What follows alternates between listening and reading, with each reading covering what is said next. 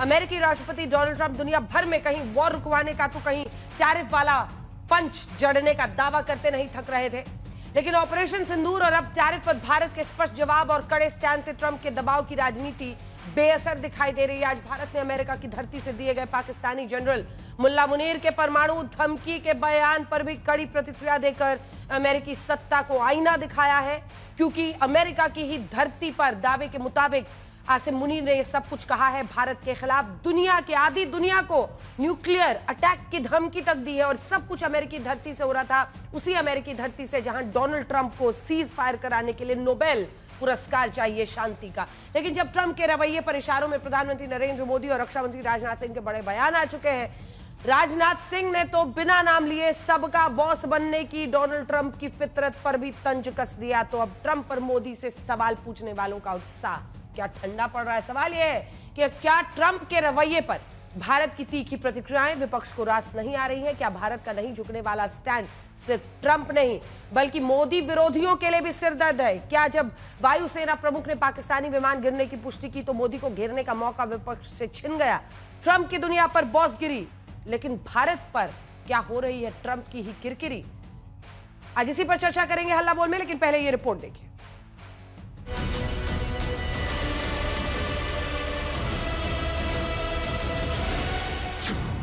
परमाणु हथियारों की धमकी देना पाकिस्तान की पुरानी आदत है। यह बयान है भारत के विदेश मंत्रालय का। अमेरिका की धरती से परमाणु ब्लैकमेल जारी करने वाले पाकिस्तानी फील्ड मार्शल असीम मुनीर पर यह भारत के विदेश मंत्रालय की आधिकारिक प्रतिक्रिया है।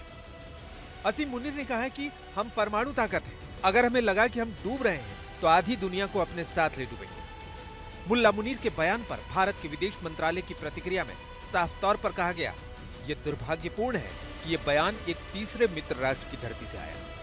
यानी टैरिफ वॉर में भारत के खिलाफ पाकिस्तान को मोहरा बना चुके अमेरिकी राष्ट्रपति डोनाल्ड ट्रंप के सामने भारत ने फिर दो टूक बात कर दी है। हमारे लिए अपने किसानों का हित सर्वोच्च प्राथमिकता है।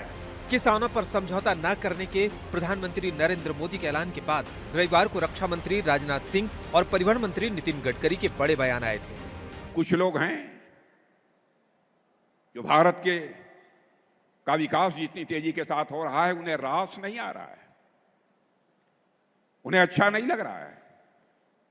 सबके बास तो हम हैं, भारत कैसे इतनी तेजी के साथ बढ़ रहा है। अगर हमारा एक्सपोर्ट बढ़ेगा, इकोनॉमी और ग्रोथ रेट बढ़ेगा, तो मुझे नहीं लगता कि हमें किसी के पास जाना पड़ेगा। आज जो दादागिरी करते इसलिए कर रहे कि वो आर्थिक दृष्टि से संपन्न है। दादागिरी इसलिए करते हैं कि उनके पास टेक्नोलॉजी है। अगर उनसे अच्छी टेक्नोलॉजी और रिसोर्सेज हमारे पास आएंगे तो हमें दादागिरी नहीं करनी है। हमारी संस्कृति ये कहती है कि विश्व का कल्याण हो। टैरिफ हो, रूसी तेल हो, ऑपरेशन सिंदूर हो, सीज फायर हो, मुनीर का परमाणु ब्लैकमेल हो, भारत ने हर उस मसले पर तथ्यों के साथ अपना अडिग और मजबूत पक्ष रखा है, जिसमें ट्रंप ने दखल अंदाजी की कोशिश की है। ऑपरेशन सिंदूर पर ट्रंप के बड़बोले बयानों के बीच भारत के राजनीतिक नेतृत्व और विदेश मंत्रालय के अलावा भारत के सैन्य नेतृत्व ने भी कुछ बड़े तथ्य रख दिए हैं। We have at least 5 fighters confirmed kills and 1 large aircraft, which could be either an Elint aircraft or an AWNC aircraft. Victory is in mind. It's always in mind. If you ask to a Pakistani whether you lost or won, you say, my chief has become field marshal, we must have won only, that's why he has become field marshal. हालांकि हैरानी की बात यह है कि जब तक Trump के बयानों पर भारत कूटनीतिक धीरज बरत रहा था, तब तक भारत के विपक्ष को ट्रंप पर पक्का यकीन था।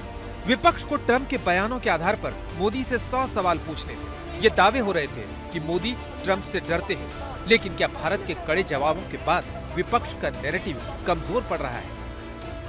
वो बॉस तो पहले माय फ्रेंड डोनाल्ड भी थे, तो वो वही बॉस हैं। और आज क्यों आज हमारी फॉरेन पॉलिसी इतनी विफल हो गई है कि आज हम पे इतने डबल एक हफ्ते पहले 25% टैरिफ थे, फिर उसको बढ़ा के 50% कर दिया।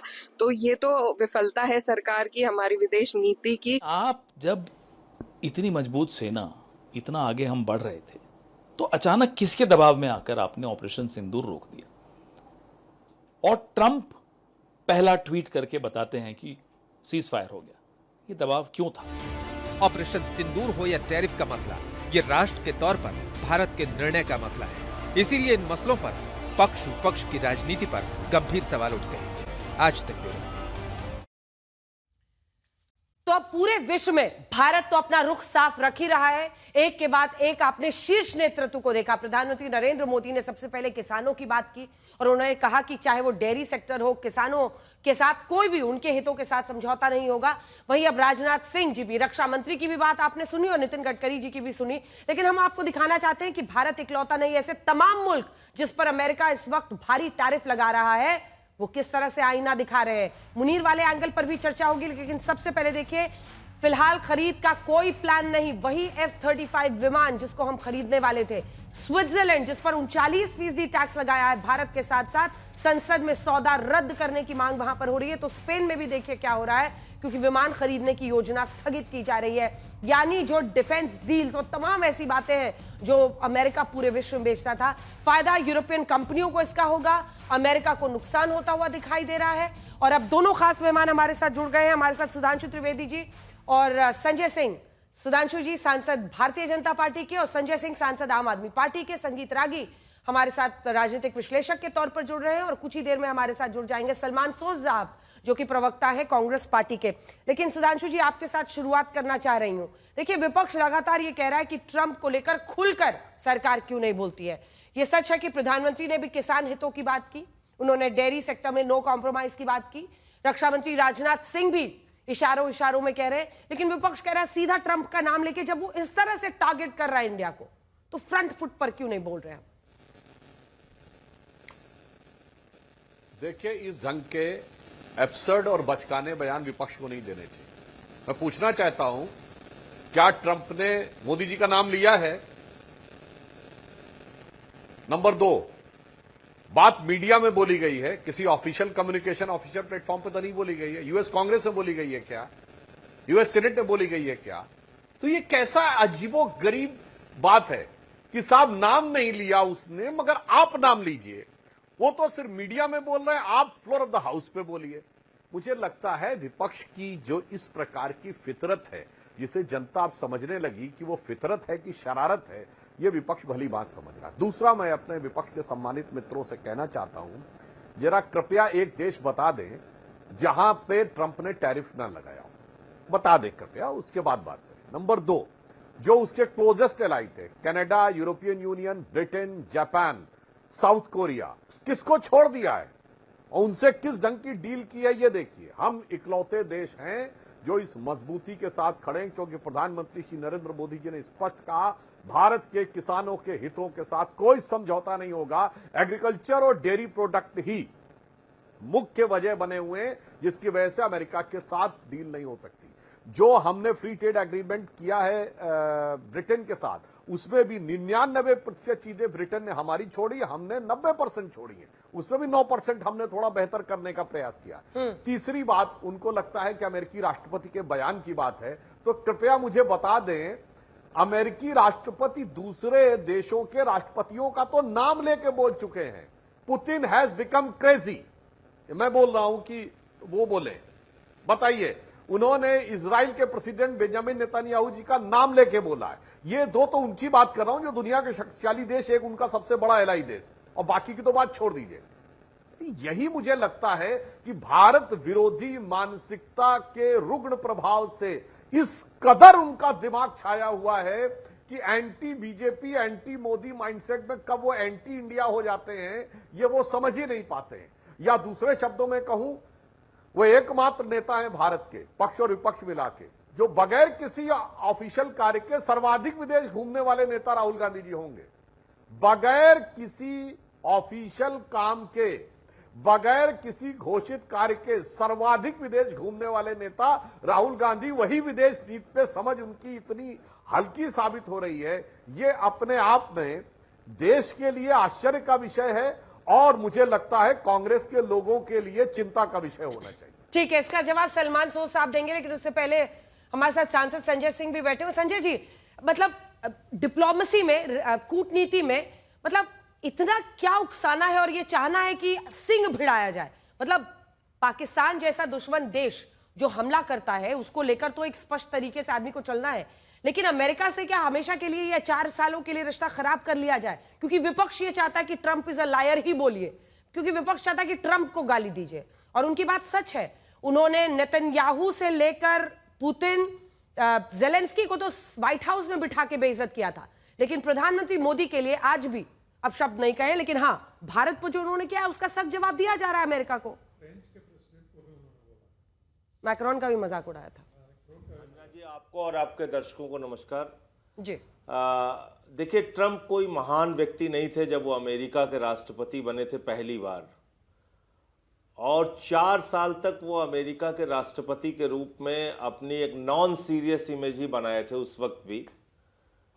लेकिन मैं अपने मित्र सुधांशु जी से पूछना चाहता हूं, क्या ये भारत की जनता की ऑफिशियल लाइन थी, या भारत की सरकार की ऑफिशियल लाइन थी, या विपक्ष और पक्ष ने मिलकर यह तय किया था कि भारत के प्रधानमंत्री अमेरिका के प्रधानमंत्री का प्रचार करने के लिए जाएंगे और वहां पे नारा लगाएंगे, अब की बार ट्रंप सरकार? ये कौन सी विदेश नीति है हमारी? हम किसी दूसरे देश के चुनाव में हस्तक्षेप करने जा रहे हैं?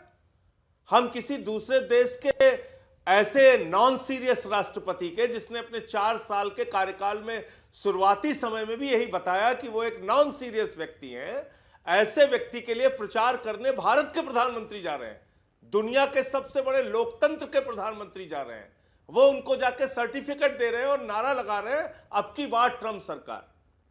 उसके बाद आ गए, वहां पे दूसरी सरकार आ गई, जो बाइडेन साहब आ गए, फिर आपके उनसे जो भी रिश्ते चले 4 साल तक। विदेश नीति में हर राष्ट्र, हर देश अपना फायदा देखता है, उसका अपना क्या लाभ है। हमने क्या देखा? हम खाली उनके गुणगान में लगे रहे। ऑफिशियल लाइन की बात आप करते हैं, क्या यह ऑफिशियल लाइन नहीं है अमेरिका की कि हमारा दुश्मन देश, जो हमारे देश के अंदर आतंकवाद का जहर घोलता है, जिसने पहलगाम किया, पुलवामा किया, संसद पे हमला किया, अक्षरधाम किया, लाल किले पे हमला किया, उस पाकिस्तान के सेना अध्यक्ष को बुलाकर उससे मुलाकात की बंद कमरे में अमेरिका ने, और लंच कराया। यह क्या भारत को अपमानित करने की कार्रवाई नहीं है? आधिकारिक रूप से अमेरिका के राष्ट्रपति ने बयान दिया कि भारत और पाकिस्तान दोनों महान देश हैं। भारत और पाकिस्तान दोनों महान देश हैं। आधिकारिक रूप से अमेरिका के राष्ट्रपति ट्रंप ने कहा कि आई लव पाकिस्तान। वो कह रहा है हम पाकिस्तान से प्यार करते हैं। किस पाकिस्तान से? जिसने पहलगाम में हमारी बहनों के माथे के सिंदूर उजाड़ दिए, जो हिंदुस्तान में आतंकवाद के बीज बोता है। उस पाकिस्तान को वो प्यार करता है जहां पे लादेन वर्षों तक रहा, छिपा रहा। उस पाकिस्तान से अमेरिका का राष्ट्रपति ट्रंप प्यार करता है, जिस पाकिस्तान ने हाफिज सईद से लेके मसूद अजहर से लेके दुनिया के तमाम आतंकवादियों की फैक्ट्री है। और वो कह रहा है कि India and Pakistan both are great nation. ठीक है, और इसमें हमें कुछ भी अजीब नहीं लग रहा है। ठीक है, सुधांशु जी इसका जवाब देंगे। टैरिफ हमारे ऊपर लगाता जा रहा है। सुधांशु जी इसका जवाब देंगे, लेकिन हाँ संजय जी, एक काउंटर क्वेश्चन है। आप डिस्टर्ब नहीं, आप भी नहीं कर रही हूं, मैं भी नहीं कर रही हूं, बस एक काउंटर क्वेश्चन है। तो अब स्टैंड तो क्लियर कीजिए। पहले आप कहते थे कि दबाव में आके सीज फायर कर लिया क्योंकि ट्रेड डील करनी है, इसलिए दबाव में आकर हमने सीज फायर कर लिया। अब जब उसने टैरिफ लगा दिया इतना, तो आप समझ रहे हैं या मानने को तैयार है कि कोई डील नहीं हुई थी, ना अमेरिका के दबाव में सीज फायर हुआ था? क्योंकि दोनों नाव की सवारी तो हो नहीं सकती। मैं क्लियर करूं, भारत के प्रधानमंत्री का बयान है कि 9 मई को उनकी बातचीत अमेरिका के उपराष्ट्रपति से हुई थी। पार्लियामेंट में दिया गया बयान है, यह संजय सिंह का बयान नहीं है। तो इससे यह बात तो स्पष्ट हो गई कि भारत सरकार और भारत सरकार के अधिकारी उनके संपर्क में थे। अब वो बार बार इस बात को कह रहा है कि ट्रेड डील की धमकी देके, ट्रेड डील की बात कह के हमने सीज फायर कराया। ये अमेरिका के राष्ट्रपति ट्रंप का बयान है, और सीज फायर की डिक्लेरेशन अगर भारत के प्रधानमंत्री ने सबको विश्वास में लेके पक्ष विपक्ष को सेना को विश्वास में लेके किया होता तो शायद इतने सवाल नहीं उठते। लेकिन उन्होंने तो अचानक ऐसे समय में आए और विदेश सचिव के माध्यम से सीज फायर डिक्लेयर हुआ, उससे पहले अमेरिका का राष्ट्रपति सीज फायर डिक्लेयर कर रहा है। तो ये तो अपने मन में 1000 सवाल खड़ा करता है कि अमेरिका का राष्ट्रपति भारत के बारे में सीज फायर कैसे सलमान सोज साहब में आ रही है, वो कैसे डिक्लेयर कर सकता है सीज? दोनों बातों पर जवाब। मैं बिल्कुल ट्रंप का खुलकर समर्थन करना और वहां से आकर 50% टैरिफ का लगना, क्यों हुआ ये स्थिति इतनी खराब क्यों हो गई अमेरिका के साथ? हाँ, दोनों बातें जवाब देता हूं। पहली बार जिस प्रकार की ये ट्रेड डील का विषय सामने आया, अब मुझे लगता है विपक्ष को निश्चित रूप से माफी मांगनी चाहिए देश की। जब वो कहते थे कि साहब वो सो कॉल्ड युद्ध विराम हुआ है, सीज फायर, वो ट्रेड के दबाव में हुआ, तो साफ हो गया ना कोई ट्रेड था ना कोई युद्ध विराम था। यानी भारत के विरुद्ध भ्रामक प्रचार के लिए विपक्ष को माफी मांगनी चाहिए। दूसरी बात, जो संजय सिंह जी ने कहा, मैं संजय सिंह जी का दोष नहीं देता हूं, विपक्ष कैसा झूठा प्रचार करता है, मैं आपके लाखों दर्शकों से कह रहा हूं।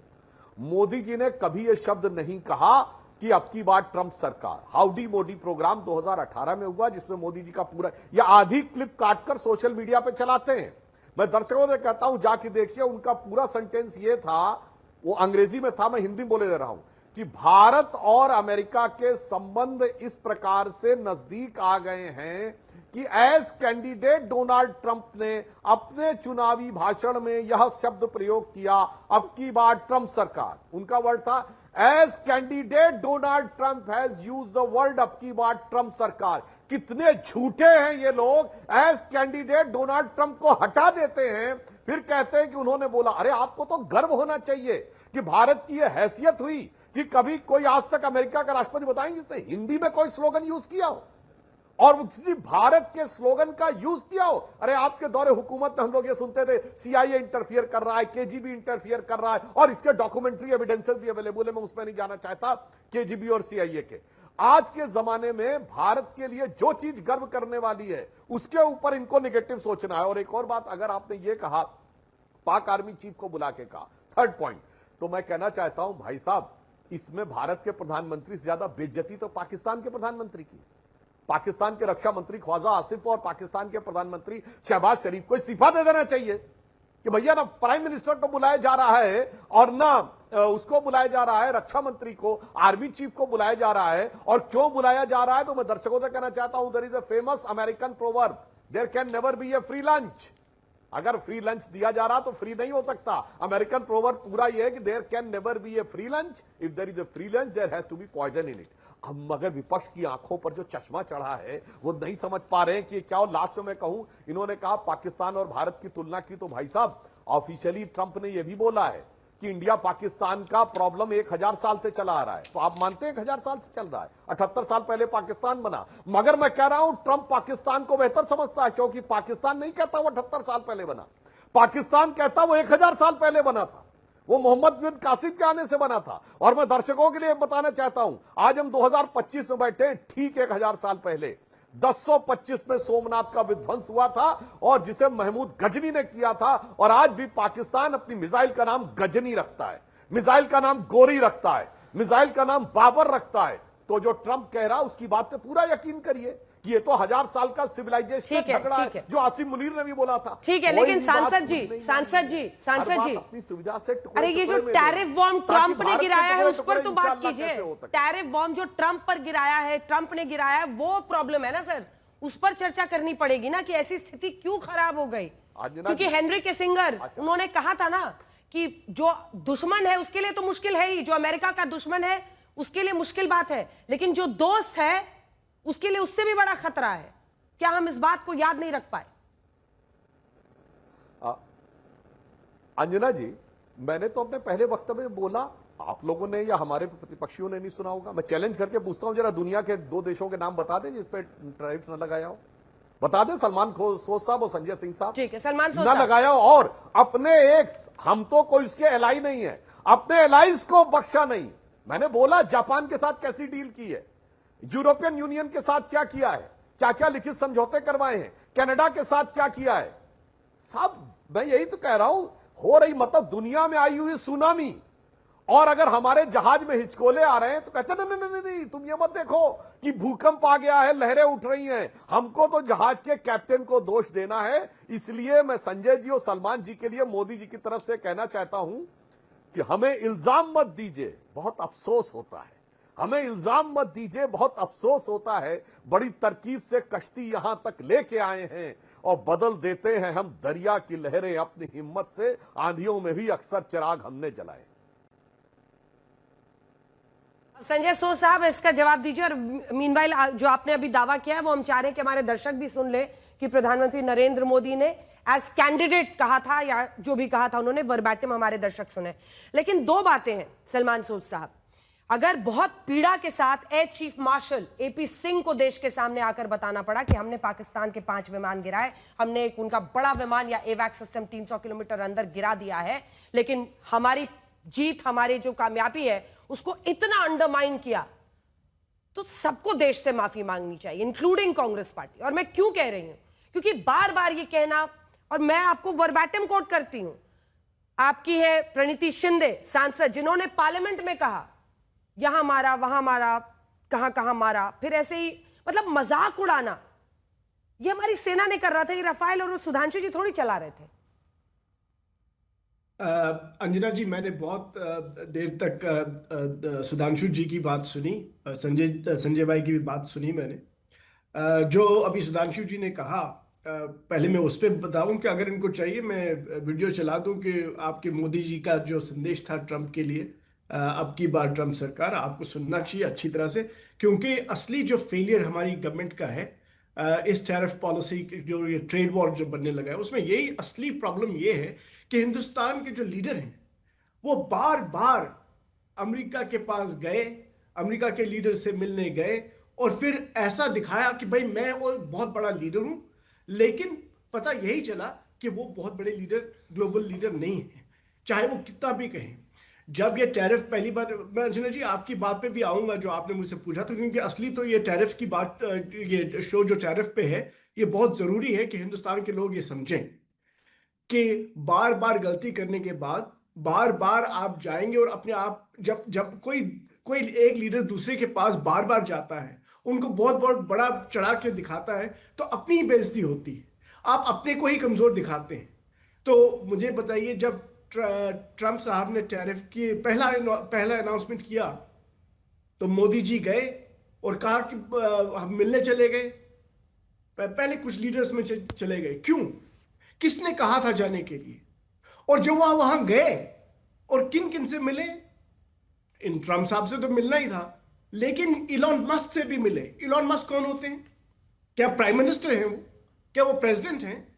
तो ट्रंप ने भी देखा कि भाई इनकी स्टैंडिंग क्या है, कि ये एक बिजनेसमैन से मिलने गए, जिसको मैंने क्या बोल रहे हैं आप, क्या बोल रहे हैं? मतलब आई एम सॉरी, बट कोई भी राष्ट्राध्यक्ष जब जाता है तो बिजनेस जो भी वहां पर लोग होते हैं, बड़े कांग्लोमरेट, मीटिंग तो होती है, इंटरेक्शन होता है। नहीं, आप पूरी बात, जो ब्लेयर हाउस में मीटिंग थी, कोई ऐसे नहीं जाता मिलने, जैसे वो भी कोई हेड ऑफ स्टेट है, उन्हीं को मिलने के लिए आना पड़ता है। ये जो आप कहते हैं इलॉन मस्क को, जो इन्होंने उस वक्त, हम देख रहे थे बाहर चर्चा हो रही थी कि ये किस तरह से इलॉन मस्क को के साथ दोस्ती बनाने में लगे, ताकि इनको लगता है कि इससे ट्रंप के साथ दोस्ती ज्यादा अच्छी होगी।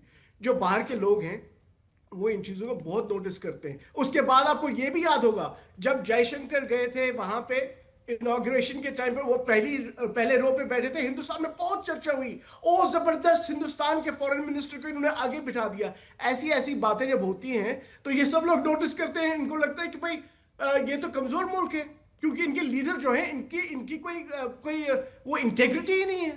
तो एक हिसाब से इन्होंने हिंदुस्तान को बेइज्जत करने का काम किया। और वही जो बाय द वे, ट्रंप ने तो हर किसी मुल्क पे टैरिफ लगाए, इसमें कोई शक नहीं है, लेकिन जिस तरह से हिंदुस्तान के साथ उन्होंने बदतमीजी की है बार बार, देखिए प्राइम मिनिस्टर के साथ बदतमीजी कहे कोई बड़ी बात नहीं, लेकिन हिंदुस्तान के साथ बदतमीजी करना, हिंदुस्तान को बुरा भला कहना, हिंदुस्तान को आपने चीन से भी, अब चीन के साथ उनके कोई राइवलरी, हम तो उनके स्ट्रेटेजिक पार्टनर थे, और वही अमेरिका जिसके साथ जब हमारी दोस्ती चल रही थी, तो प्राइम मिनिस्टर मोदी तो बहुत बड़ा चढ़ा के बोलते थे कि हम बहुत बड़े क्वाड में हैं, यहाँ पे हैं, वहां पे हैं, और अब बस अब नहीं है। ये तो सुधांशु त्रिवेदी ऐसे बात कर रहे थे जैसे कि भी हिंदुस्तान और अमेरिका की कोई रिलेशनशिप ही नहीं है, वो कोई कमजोर रिलेशनशिप है।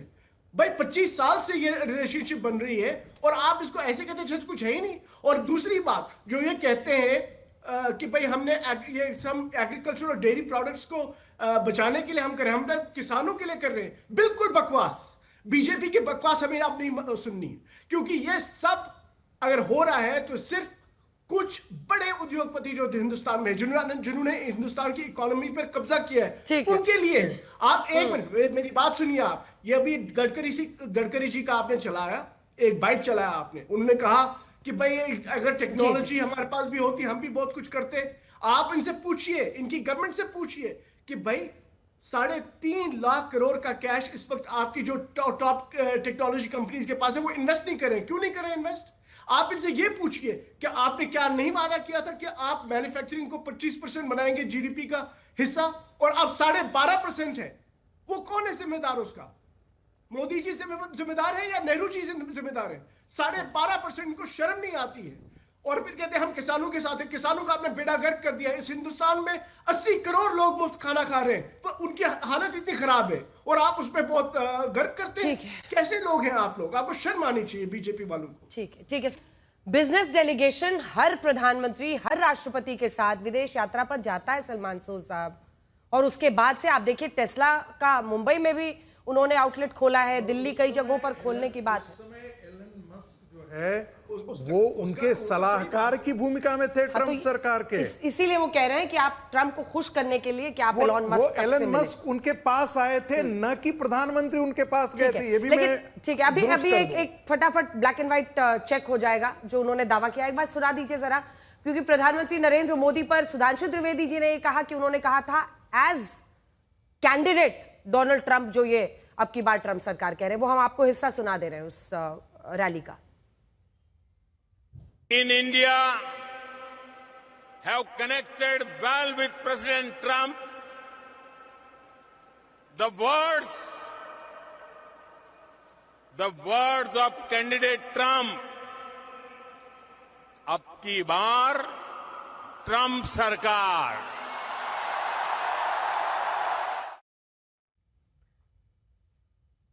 संजय जी, इस टेस्ट में तो सुधांशु जी सही हुए। The words of Trump, candidate की बात वो कह रहे हैं जो वो प्रमोट कर रहे थे। संजय जी, उसके बाद सुधांशु जी जवाब दीजिएगा। जी सुधांशु जी बहुत नादान व्यक्ति हैं और इनकी पार्टी के लोग भी बहुत नादान हैं, और ये पूरा 144 करोड़ लोगों का देश जो है वो भी बड़ा नादान है। और अंजना ओम कश्यप जी जैसी मशहूर पत्रकार, वो भी शायद इतनी नादान बनने की कोशिश कर रही हैं कि वो इस इवेंट का महत्व नहीं समझ पा रही हैं। किस समय ये कोई नहीं बन रहा है। एक सेकंड, चूंकि आपने मुझ पर पर्सनल टिप्पणी की है तो वर्बैटिम कोट करने की बात होती है। अगर आपके नेता को, या आपकी आवाज नीचे कीजिए इनके, अगर आपके नेता को या अगर आपकी आवाज को मैं आउट ऑफ कॉन्टेक्स्ट कोट करना शुरू करूं तो आपको भी बहुत परेशानी होगी। बात वर्बैटिम की होती है कि किसने एग्जैक्टली क्या कहा, इसीलिए मैंने वो प्ले आउट किया है। तो इसको रंग भरने की इसमें कोशिश मत कीजिए संजय जी, और जवाब दीजिए। मैं जस्टिफाई, आप इस इवेंट को जस्टिफाई करने का मतलब कि आप या सुधांशु जी या भारतीय जनता पार्टी या इस देश के लोग क्या ये बेवकूफ हैं? उनको समझ में नहीं आ रहा था कि प्रधानमंत्री नरेंद्र मोदी किस कार्यक्रम में गए थे वहां पे, और किस पर्पस से गए थे, और कैसे समय में गए थे, और उनके इस वक्तव्य को बोलने का मतलब क्या है? हम लोग राजनीति में बच्चे हैं, हमें समझ नहीं है। आप इस प्रकार से समझा रहे हैं, नंबर एक। दूसरी बात, आप तो पूरे समय ऐसे बात कर रहे हैं कि इनके ऊपर टैरिफ लगा दिया, उनके ऊपर टैरिफ लगा दिया। भैया, हमें दुनिया भर से क्या मतलब है? हमें भारत से मतलब है। 144 करोड़ हिंदुस्तानियों का देश है भारत, दुनिया का सबसे बड़ा लोकतंत्र है भारत। आप प्रधानमंत्री जी को विश्व गुरु और पता नहीं क्या क्या शब्दों से सुशोभित करते हैं, अवतार और महामानव शब्दों से वो अपने आप को खुद से सुशोभित करते हैं। तो आप मुझे बताइए, हिंदुस्तान के लोगों को पैरों और हाथों में बेड़ियां बांध के उनके बच्चों के साथ अमृतसर में उतारा गया, इससे क्या आपको शर्मिंदगी नहीं हुई? भारत की सरकार ने कोई विरोध दर्ज कराया? बेशर्मी के साथ विदेश मंत्री जी सदन में खड़े होकर जस्टिफाई कर रहे थे कि नहीं नहीं ऐसा होता। दूसरे देश के किसी नागरिक के साथ तो उन्होंने जब उनको डिपोर्ट किया ऐसा व्यवहार नहीं किया जैसा हिंदुस्तानियों के साथ किया। तो भारत को एक व्यक्ति लगातार अपमानित कर रहा है, टैरिफ लगा रहा है, यहां तक कह रहा है कि हम पाकिस्तान में रिजर्व खोज रहे हैं ऑयल का और एक समय ऐसा आएगा कि आपको पाकिस्तान से तेल खरीदना पड़ेगा। इतना बड़ा अपमान करने वाला व्यक्ति आपको कोई अपमान ही नहीं। आप कह रहे हैं नहीं नहीं उनको तो 10 जूता मारा है, हमें तो 9.25 जूता मारा है, उनको तो 12 जूता मारा है, हमको तो सिर्फ 11 जूता मारा है। अरे भाई हम भारत की प्रतिष्ठा की बात कर रहे हैं, भारत के स्वाभिमान और सम्मान की बात कर रहे हैं। हमको इस बात हम अपने देश के हित की बात करेंगे ना। अमेरिका जिसकी आप कह रहे हैं बड़ा शक्तिशाली देश है, वो तो पाकिस्तान को बुला के वहां के सेना अध्यक्ष को आप कह रहे हैं, उसके बाद तो उनके उप प्रधानमंत्री भी गए मार्को रूबियो के साथ, उन्होंने मीटिंग की। एक ने वहां का आईएसआई का चीफ आसिम मलिक अमेरिका गया, जो आईएसआई हिंदुस्तान में आतंकवाद की घटनाओं को बढ़ावा देने का काम करता है। और एक बात माफ कीजिएगा सुधांशु जी, हर बात पे आप ये साबित करने की कोशिश करते हैं कि विपक्ष देश के खिलाफ है, विपक्ष देश के खिलाफ है। ये बहुत मन को पीड़ा देने वाली बात है। आपने फॉरेन डेलीगेशन भेजा, विपक्ष के सारे सांसद गए और उन्होंने भारत का पक्ष रखा दुनिया के बड़े बड़े मंचों पे जाके। और आप हर किसी बात में हम लोगों को पाकिस्तानी, विपक्ष को देशद्रोही, देश के खिलाफ, ये इस तरह की भाषा बोलकर आप विपक्ष को अपमानित करके अगर आप सोचते हैं कि आप गौरवान्वित हो जाएंगे, इससे काम चलने वाला नहीं। किसने पाकिस्तान के प्रधानमंत्री नवाज शरीफ को अपने शपथ ग्रहण में बुलाया? भारत के पहले प्रधानमंत्री हैं नरेंद्र मोदी जी, जिन्होंने पाकिस्तान के प्रधानमंत्री को अपने शपथ ग्रहण में बुलाया था। भारत के पहले बड़े नेता हैं लालकृष्ण अडवाणी जी, जो जिन्ना की कब्र पे गए थे। सुधांशु जी, अब देखिए वजह यह है कि ये अगर अमेरिका के साथ डिप्लोमेटिक रिलेशंस में इतना बड़ा मेस हो गया है और हम ऑल टाइम लो पर हैं जहां वो 50% टैरिफ लगा रहा है, तो ऐसे में इसका सोल्यूशन और ये क्यों हुआ है, इसकी वजह क्या है और इसको कैसे ठीक करना है, तो आपको करना, आप सरकार है साहब। देखिए मैं पुनः अंजना जी कह रहा हूं, ऑल टाइम लो मैं फिर कह रहा हूं, सलमान सोज साहब और संजय सिंह साहब दुनिया के 2 महत्वपूर्ण देशों के नाम बता दें जिसके साथ यूएस ने न लगाया हो, बता दें। अभी तक बता नहीं पाए, आधे घंटा हो गया है। अब मैं बताना चाहता हूं कौन नादानी बात कर रहा था, कौन शैतानी बात कर रहा था। जो हमारे मित्र संजय जी बोल रहे थे, देखिए सलमान सोज साहब क्या शैतानी बात करके गए। अरे भाई Elon Musk officially Trump administration में उस समय DOGE department of government efficiency के चीफ और ट्रंप के एडवाइजर थे, ऐसे बोल रहे हैं जैसे केवल वो थे। और रही बात बिजनेसमैन की बात, तो पूरे देश को याद है कि किस प्रकार से, सर अपने अपने टर्न पे बोलिए, हम आपकी बात पूरी शांति से सुन रहे थे। पूरे देश को याद है कि एक अमेरिकन कंपनी यूनियन कार्बाइड, जिसने भोपाल गैस त्रासदी में लाखों लोग मारे गए और उसके चीफ वॉरेन एंडरसन को दुम दबाकर राजीव गांधी की सरकार में भोपाल से सरकारी जहाज में भेजा गया था। शर्म शर्म शर्म कहने वालों को थोड़ा सा अपना इतिहास याद रखना चाहिए, उसके बाद बोलना चाहिए। और अभी संजय भाई बोल रहे थे कि हथकड़ियां लगा के भेजी है तो इलीगल को भेजी। सलमान भाई हंसिए चाहे जो कुछ, ये बताइए शाहरुख खान भाई साहब के कपड़े उतरवाए गए थे कि नहीं? वो तो लीगली जा रहे थे। लीगल जाते हुए भारतीयों के फ्रिस्टिंग होती थी, कपड़े उतरवाए जाते थे। हमारे डॉक्टर कलाम गए थे और कलाम साहब की फ्रिस्टिंग हुई थी, आपकी सरकार कुछ नहीं बोली थी। संसद में विपक्ष रूप में हमने मुद्दा उठाया, भारत की संसद में प्रस्ताव पारित हुआ, उसके बाद अमेरिका ने उसके ऊपर खेद व्यक्त किया। 1970 के दशक में जब आयरन लेडी इंदिरा गांधी थी तो भारत की लड़कियों का वर्जिनिटी टेस्ट होता था, वो भी लंदन के एयरपोर्ट के ऊपर, अस्पताल में नहीं, आयरन लेडी काम कर रही थी। इसलिए भाई साहब ध्यान रखा करिए। और आज के समय में भी मैं बताना चाहता हूं, जो आपने कहा संजय सिंह जी, वो हाउडी मोदी प्रोग्राम था, वो कब हुआ था? सितंबर 2019 में। और यूएस में चुनाव कब होता है? नवंबर 2020 में। वो चुनाव से 1.25 साल पहले का था। भाई साहब आप लोगों को कॉन्टेक्स्ट भी नहीं पता रहता है। वो एक आपके यहां कुछ क्लिप कटुआ गैंग है, वो एक क्लिप दे देता है और वो राहुल गांधी जी जैसे लोग, और वो एक बार लेके यू अपना हाथ घुमा के और ऐसे करके चालू हो जाते हैं। और आज भी मैं पूछना चाहता हूं, आज अगर कोई कह रहा है कि अमेरिका के साथ हमारा लोएस्ट के ऊपर है, तो इसी जुलाई के महीने में द टेररिस्ट फ्रंट को अमेरिका ने बाकायदा आतंकवादी संगठन घोषित किया है। बोलिए हां या नहीं। मात्र 2 महीने पहले 26/11 के मुख्य आरोपी तहव्वुर राणा को भारत रिपैट्रिएट किया है। बोलिए हां या नहीं। आप तो कह रहे थे 26/11 आरएसएस ने करवा दिया, मतलब गजब की लीपापोती कर रहे थे। ये बताइए, क्वाड में जो कि अमेरिका के इन्फ्लुएंस का माना जाता है, लेकिन सुधांशु जी, पहलगाम को Sudhanshu ji cross border terrorism word use करते हुए प्रस्ताव, सुधांशु जी, टैरिफ विपक्ष की वजह से तो नहीं लगा ना। सुधांशु जी, अमेरिका ने टैरिफ विपक्ष की वजह से तो नहीं लगा दिया ना जी। तो आपको तो मतलब you are accountable for it ना, वो विपक्ष की वजह से थोड़ी लगा दिया एक देश। अच्छा ये वो कह रहे हैं कि आप हमको शैतानी क्यों कहते हैं? अब बिल्कुल, चलिए आप कह रहे हैं मोदी जी की वजह से लगा। अब सुनिए, मैं बता रहा हूं शैतानी क्यों कहते हैं, बताता हूं। ये लोग कहते हैं मोदी जी की वजह से उनके असफल विदेश नीति से लग गया।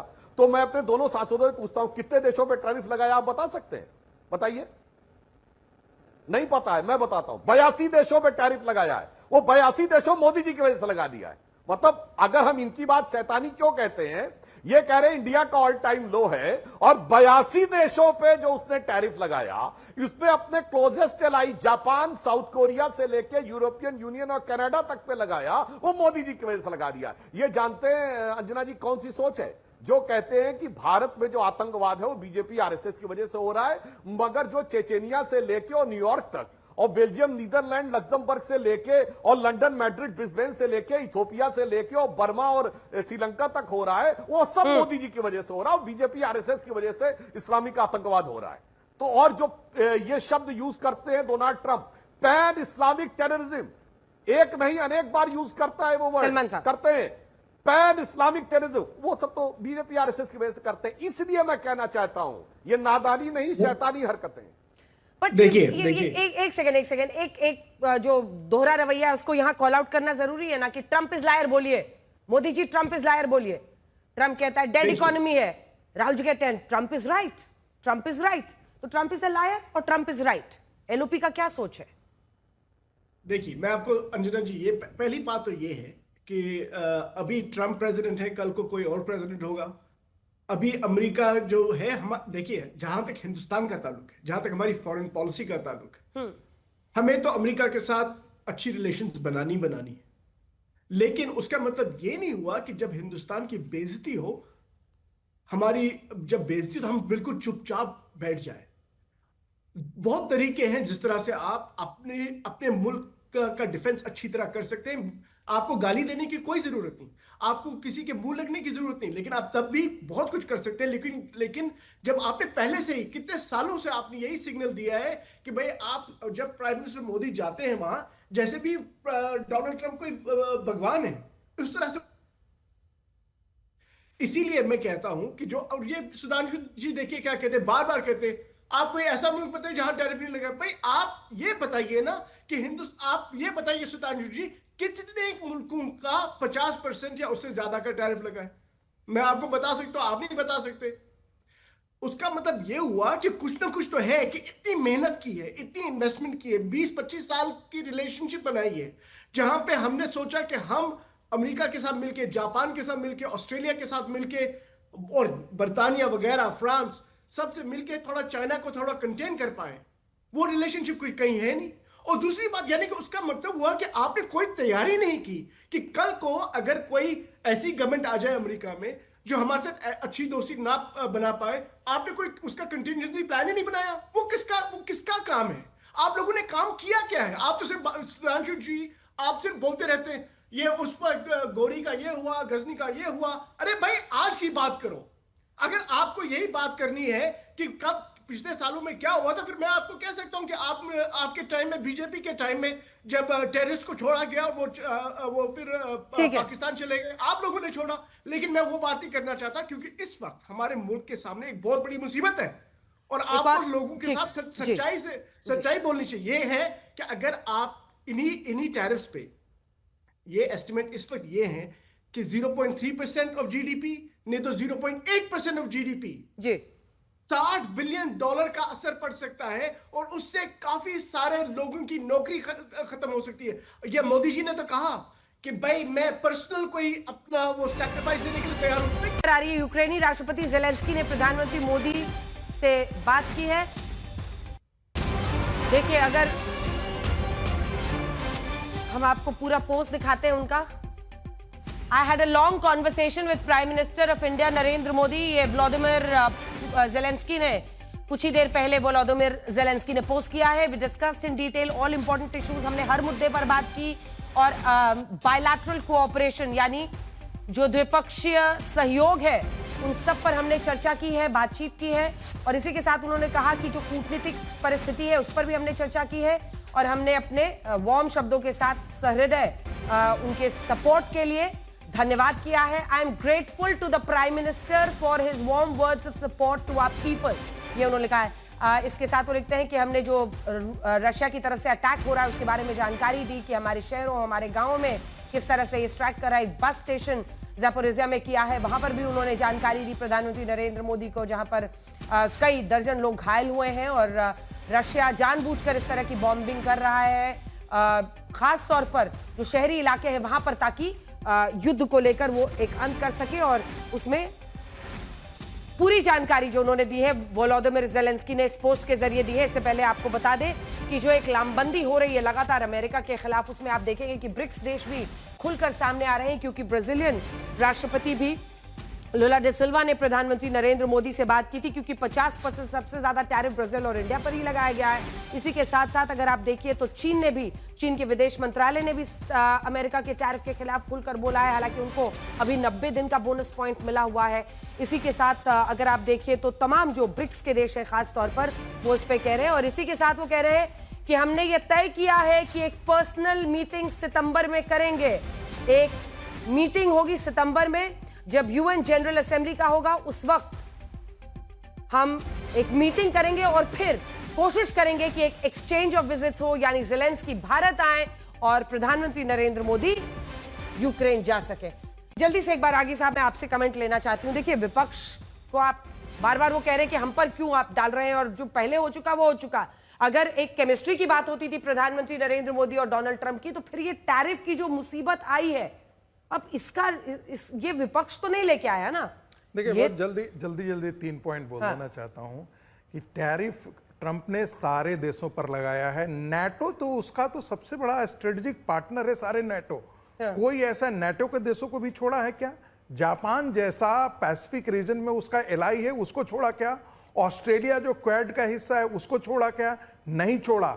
ब्रिटेन का गुड्स जो है उस पर ट्रंप ने टैरिफ लगाया, फ्रांस पर टैरिफ लगाया, तो ये मत कहिए कि नहीं लगाया। दूसरी बात, यदि भारत के प्रधानमंत्री यदि झुक जाते, आप देखिए कि इटली के अंदर क्या हो रहा है। इटली की जनता और संसद में कहा जा रहा है कि वहां की सरकार ने नेशनल इंटरेस्ट को सरेंडर करके ट्रंप के सामने ट्रेड एग्रीमेंट किया है। यदि आज एग्रीकल्चर सेक्टर वगैरह और डेयरी सेक्टर यदि खोल देते तो ट्रंप के साथ भी वार्ता हो गई होती, सब चीज अच्छी हो जाती है। जापान के अंदर भी इसी प्रकार की बात चली है। और तीसरी बात, हर कंट्री अपने नेशनल इंटरेस्ट को प्रोटेक्ट कर रहा है, भारत भी अपने नेशनल इंटरेस्ट को प्रोटेक्ट कर रहा है।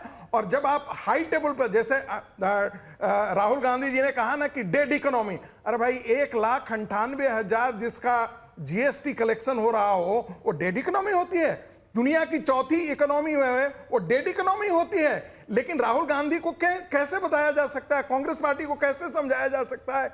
सवाल यह है, रिश्ते बनते हैं, बिगड़ते रहते हैं। 20 साल 1949 में चीन को खड़ा किया था, यही सोवियत यूनियन ने खड़ा किया था। 69 में दोनों के बीच में बॉर्डर डिस्प्यूट हुआ, झगड़े हुए, बंदूकें चली, गोलियां चली और दोनों के रास्ते अलग हो गए। तो दुनिया में कहा जाता है विदेश नीति पर कोई परमानेंट दोस्त और दुश्मन नहीं होता है। आप अपनी ताजा घटनाक्रम पर जेलेंस्की से बात हुई है, ये प्रधानमंत्री ने भी अब पोस्ट किया है। पहले यूक्रेन की तरफ से पोस्ट आया वोलोदिमीर जेलेंस्की की तरफ से, उसके बाद अब प्रधानमंत्री नरेंद्र मोदी ने भी पोस्ट किया है और उसमें उन्होंने कहा है कि कुछ ही देर पहले हमने बातचीत की है राष्ट्रपति जेलेंस्की से और जो हालिया वहां पर गतिविधियां हुई हैं उस पर उन्होंने जो अपना पक्ष रखा है उस पर चर्चा हुई है। मैंने भारत की तरफ से अपना कंसिस्टेंट पोजीशन यानी एक स्थायी जो स्थिति है अपनी कि जल्दी से जल्दी एक शांतिपूर्ण समझौता हो कॉन्फ्लिक्ट का, इस पर जोर दिया है और दोनों के द्विपक्षीय रिश्ते हम मजबूत करेंगे। संजय जी जल्दी से एक कमेंट आपका, उसके सुधांशु जी मैं आपसे कमेंट, वक्त की कमी है सर, 30 सेकंड आप दोनों को। बहुत जल्दी। मैं देखिए सुधांशु जी जो बात कह रहे थे, आप मुझे बताइए सुधांशु जी, आईएमएफ से लोन मिल रहा है अमेरिका को, आईएमएफ पे किसका वर्चस्व चलता है? आप मुझे बताइए संयुक्त राष्ट्र सुरक्षा परिषद की एंटी टेररिस्ट कमेटी का उपाध्यक्ष किस देश को बनाया जा रहा है? जो देश आतंकवाद की फैक्ट्री है, पाकिस्तान। और अभी भी आप कह रहे हैं कि नहीं साहब उसने तो पूरे दुनिया में टैरिफ लागू किया। अरे भाई चाइना के ऊपर लागू किया तो चाइना ने बदले में जवाब दिया ना।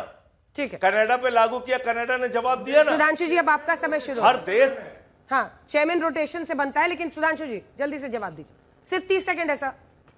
हो गया संजय जी प्लीज सर। सुधांशु जी बस बता रहा भाई साहब, चाइना के पास रेयर अर्थ का एक्सेस है इसलिए किया, तो हमारे यहां भी फार्मास्यूटिकल पे नहीं लगा है, इलेक्ट्रॉनिक पे नहीं लगा है। सारे आईफोन आज भी अमेरिका के अंदर वही बिक रहे हैं जो भारत में बिक रहे हैं। इसीलिए मैं कह रहा हूं विपक्ष के साथ ऐसी विघ्न संतोषी दृष्टि आ गई है।